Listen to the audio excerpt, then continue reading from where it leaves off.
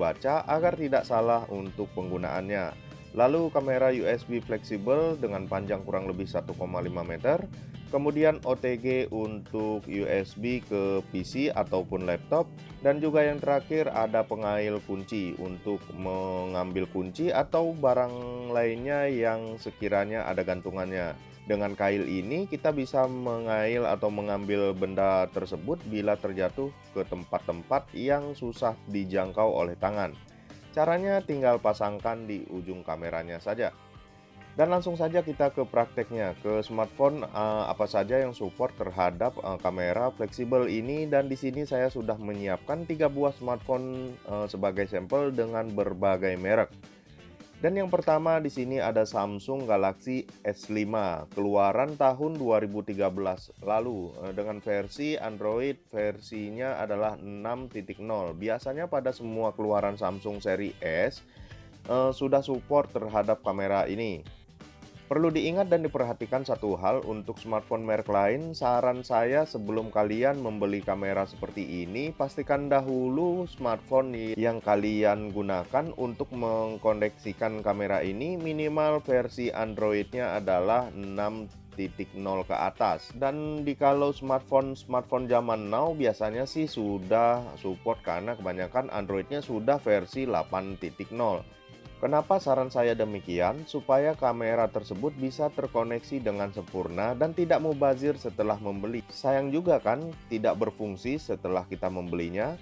Pertama-tama kita harus mempunyai satu buah aplikasi yaitu Kamera V atau juga aplikasi AN98.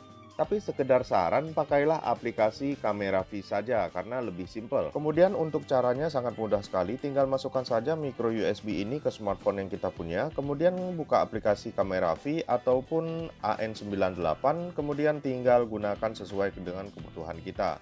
Untuk cara pemakaian kameranya sendiri, di tombol shutternya ini terdapat scroll untuk memberikan penerangan terhadap 6 buah LED yang ada di ujung lensanya, yang bisa diatur tingkat pencahayaannya juga.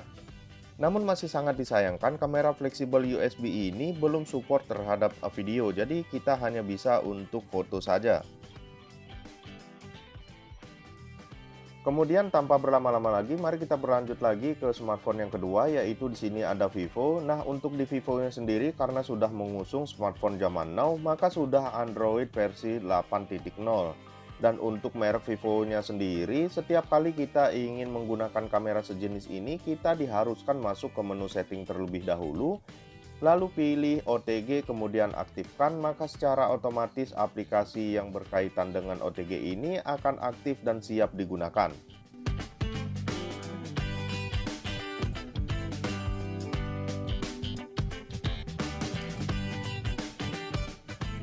Kemudian kita lanjut lagi ke smartphone yang ketiga. Di sini ada merek Asus Zenfone Max Pro M2 dengan Android versi 8.0 juga. Pokoknya kalau di Android versi 8.0 tidak perlu khawatir, pasti support terhadap kamera fleksibel seperti ini. Dan caranya sama seperti yang lain, yang membedakan adalah kalau di merek Asus sendiri, begitu micro USB ini kita tancapkan ke smartphone yang kita punya, secara otomatis akan masuk ke aplikasinya, jadi tidak perlu repot-repot masuk ke pengaturan seperti Vivo yang telah saya jelaskan tadi. Nah, untuk sekedar saran bagi kalian yang ingin memiliki kamera pengintip fleksibel USB seperti ini, saran saya adalah smartphone kalian paling tidak sudah versi 8.0 yang terbaru seperti sekarang ini. Dan ini sangat membantu dan jadi tidak mubazir ketika kalian membeli kamera sejenis ini.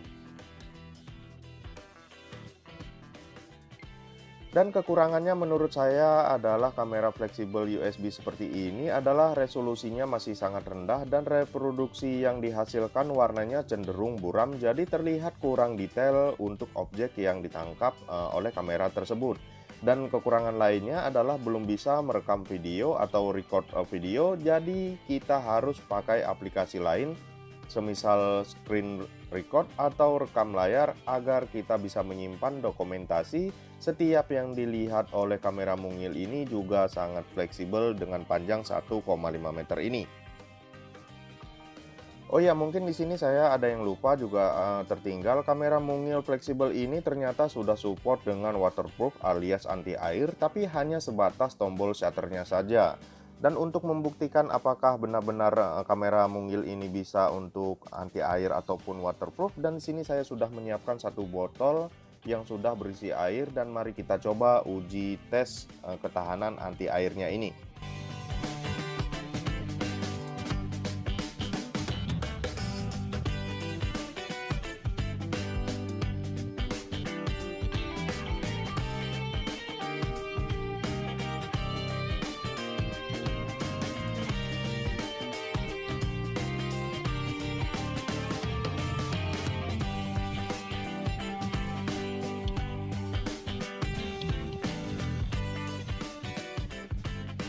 Setelah kita uji coba dan kita masukkan kamera fleksibel ini ke dalam botol yang berisi air, ternyata memang benar-benar bisa tahan terhadap air dan bisa diandalkan juga. Tetapi saya belum tahu pasti seberapa lamakah kamera fleksibel USB ini bisa bertahan di dalam air.